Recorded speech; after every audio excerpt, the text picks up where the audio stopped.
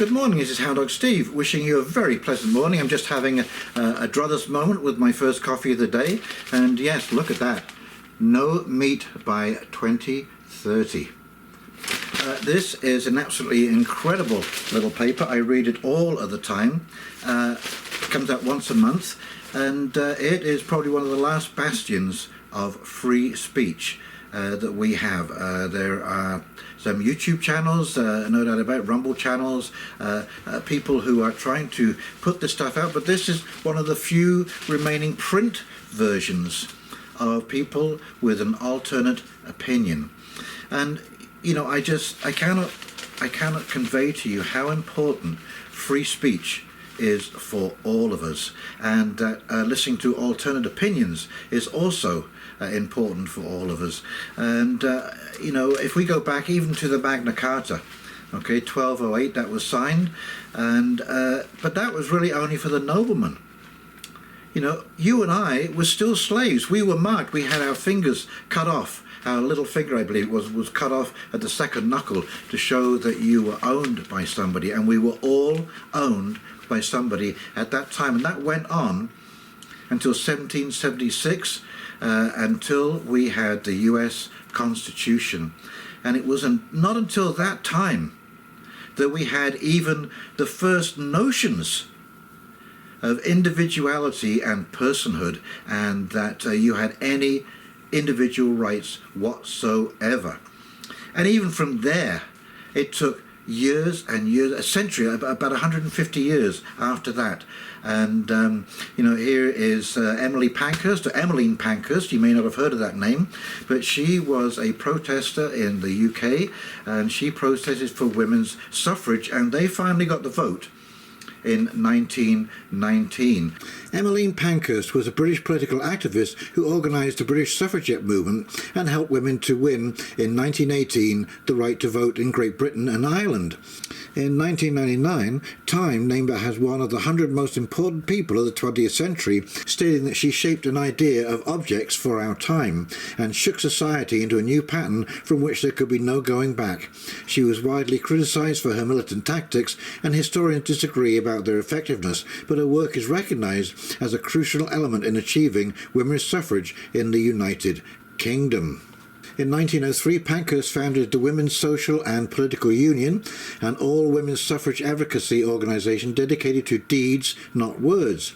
The group identified as independent from and often in opposition to political parties. It became known for physical confrontations. Its members smashed windows and assaulted police officers. Pankhurst, her daughters and other WSPU activists received repeated prison sentences where they staged hunger strikes to secure better conditions and were often force-fed. As Pankhurst's eldest daughter, Christabel, took leadership of the WSPU, antagonism between the group and the government grew. Eventually, the group adopted bombings and arson as a tactic, and more moderate organisations spoke out against the Pankhurst family. So there you go. You could imagine what would happen in today's world. These people would be cancelled, and all of your women's rights would have been up the spout. And in case you're interested in Canada here, it wasn't until 1929 that women were recognised as people.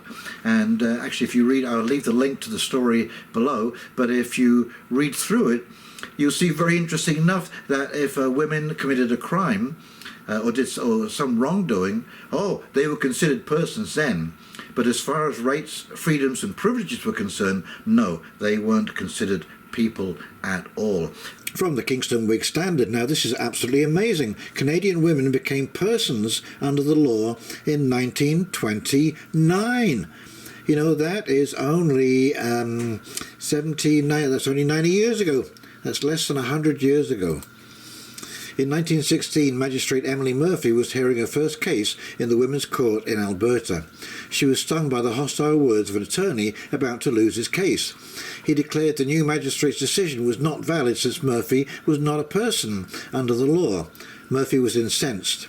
The ruling he referenced concerning women was rendered in 1876 and not updated to meet social advancements. Women are persons in matters of pains and penalties, stated the obsolete law, but are not persons in matters of rights and privileges, wrote Monique Benoit in Are Women Persons? The Persons Case on Library and Archives, Canada.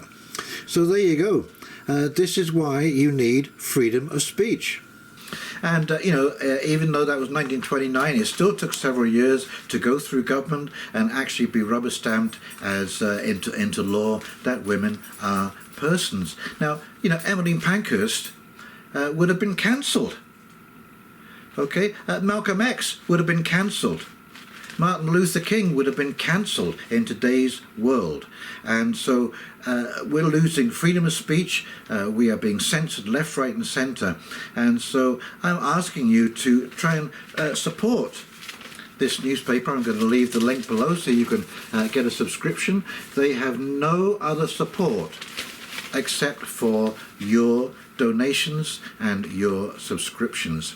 And so we forget at our peril the blood that has been shed to uphold the rights of all of the citizens of the world.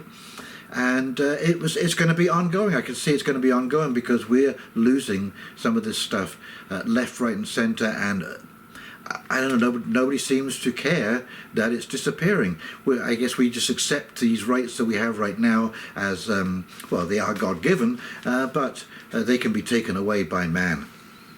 Okay, so they are precious, they are delicate, and they're still very young in terms of history. From 1208 to 1776, that is 500 odd years, 550 years, battling to get the rights of the individual recognized and observed and written in stone via the law and the Constitution. Okay, so actually I was going to do, and I am going to do, the Absurdity Observer and some of the crazy things that have been happening in the last month. And so without further ado, let's get on with that, and I'll come back and do a quick wrap-up. Okie dokie, here we go. And here we are, Druthers, November 2024, the Absurdity Observer. Some of the most absurd things that have happened in recent weeks. A University of McGill study finds that pharmaceutical and medical device companies paid over $1.06 billion US from 2020 to 2022 to US peer reviewers of 4 major medical journals. The McGill study, published by Nguyen et al. In the Journal of the American Medical Association, found that nearly 60% of the experts who reviewed manuscripts for 4 prominent medical journals, British Medical Journal, The Lancet, and New England Journal of Medicine, received at least one payment from industry during the 3-year period. Of that, the median research payment was $153,173, and the median personal payment was $7,614. This includes payments for travel, speaking, consulting, and food, amongst other things. Well, I never. Who's surprised at that? Certainly not I. A prominent doctor and trans rights advocate admitted she deliberately withheld publication of a $10 million taxpayer-funded study on the effect of puberty blockers on American children, after finding no evidence that they improved patients' mental health. Dr. Johanna Olsen Kennedy told the New York Times that she believed the study would be weaponized by critics of transgender care for kids, and that the research could one day be used in court to argue we shouldn't use blockers. Critics, including one of Olsen Kennedy's fellow researchers on the study, said the decision flies in the face of research standards and deprives the public of essential science in the field where experts remain firmly divided. And check this out. I mean, if this isn't crazy, farmers in Denmark will have to pay a tax to offset emissions made by their farting cows. Denmark is introducing the world's first emissions tax on agriculture, meaning that dairy farmers in the country will have to pay approximately €90 or $135 Canadian per cow annually because of their cows' farts and burps. But of course we have to forget all of the pollution that all of these refineries and manufacturing companies, mining companies, etc. are just spewing all over the planet. Cows are the problem. Florida's Surgeon General now recommends against the CV inoculation for males aged 18 to 39 years old, after a Florida Department of Health analysis found an 84% increase in the relative incidence of cardiac-related death in that age category within 28 days following the inoculation. The department continues to stand by its guidance for pediatric CV inoculations issued in March 2022, which recommends against the use in healthy children under 17 years old. Well, finally, common sense prevails. UK court convicts man of thought crime. Adam Smith Connor, an army veteran, was convicted for silently praying for his previously aborted son near an abortion clinic. The court argued that he was breaching a ban on protest within a buffer zone around a clinic in Bournemouth. Reporting on the case, the Alliance Defending Freedom legal advocacy group said the conviction was the first known conviction of a thought crime in modern British history. The group added that Smith Connor must now pay £9,000 in legal costs to the prosecution just for praying in his head for 3 minutes. Stunning. Ontario College of Psychologists asked renowned Canadian psychologist Jordan Peterson to resign, following his legal battle against an order from the College of Psychologists of Ontario to undergo social media training, after he labelled a gender reassignment surgeon as a criminal. Peterson reports receiving an offer from the college. The college offered to waive the $25,000 court-ordered payment of their legal fees if he agrees to resign from his profession. However, Peterson cannot be bought, saying, "If I was for sale, and I am not, it would be for a hell of a lot more than the court costs that the Supreme Court deemed me liable for when my appeal was rejected." And good for you, Jordan Peterson. Never be bought. Once you're bought, you're done for. Freedom of Information requests by Informed Consent Action Network found that Facebook dictated contents for the CDC's own website. Fancy that. The benefits of inoculations are much greater than the risk associated with them. Inoculations can protect you, your family, and your community from preventing the spread of serious illnesses, is the quote that Facebook asked the CDC to put on their website so that Facebook could quote the CDC when addressing inoculation misinformation. And look at this. A recent study published in the Journal of Public Health and Emergency found that a whopping 75% of inoculated healthcare workers identified employer mandates as their main reason for receiving the CV inoculation. Notably, only 22% of the inoculated respondents reported experiencing no adverse effects. In other words, 78% had noticed adverse effects. And we love our children, don't we? That's why we put them first and we take care of their health and welfare. But look at this. A new study found that common skincare products used by young children may increase their exposure to a hormone-disrupting chemical. The study found phthalates, a common chemical added to skincare products to improve absorption, in the urinalysis of children who recently used child-friendly skincare products like sunscreen.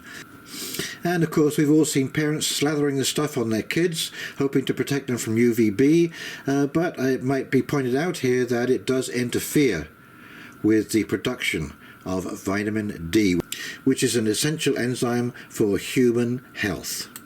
Okay, so I think all of us agree that when people go vote, that they should be able to be ID'd as a resident in the state, country, province, whatever, before they're allowed to vote. But not in California, apparently. California bans voter ID. California Governor Gavin Newsom has signed legislation that prevents local governments from requiring voters to present identification at the polls. California is one of 14 states that does not require identification to vote. But earlier this year, the city of Huntington Beach approved a voter ID requirement for municipal elections. The state bill overrides Huntington Beach's policy. Okay, well, I hope you enjoyed that as much as I did, and I hope that you will please remember how important this one single right is. And one of the most important things about the right of free speech is that that's the right that we use to negotiate all our other rights with. If you cannot speak plainly, if you are speaking and being afraid of making a mistake or offending somebody or so on and so forth, we can never ever truly solve some of the bigger problems that are facing us in the world today, and how we negotiate going forwards in this no longer complicated but complex society in which we live. So please bear that in mind and take the time to have those conversations with those people around you. And it was kind of interesting. I was at a party the other night and I commented to the 3 or 4 other people that were talking and gathered around the table that this was the first time that I'd actually seen other Canadians wanting to talk about politics. Okay, and this is incredible because I'm sure many of you know politics and religion are one thing. They just change the subject absolutely immediately, and if we don't talk about this stuff and we don't talk about this with freedom of speech, like I say, we will never move forward as a society into a good place. And I think we can all see by now what an absolute hash-up has been made of this world. Everywhere I look around, I see mismanagement, wars, and lack of care and concern about the well-being and the ongoing future of our society in real terms. You know, I mean, some of the things that we're talking about today, there are so many people getting thrown overboard, it is unbelievable. Okay, so if you've enjoyed this video, please like, comment, subscribe below, and in the meantime, this is Houndog Steve signing off, wishing you a very pleasant morning, and we'll talk very, very shortly. Okay, see you now. Bye.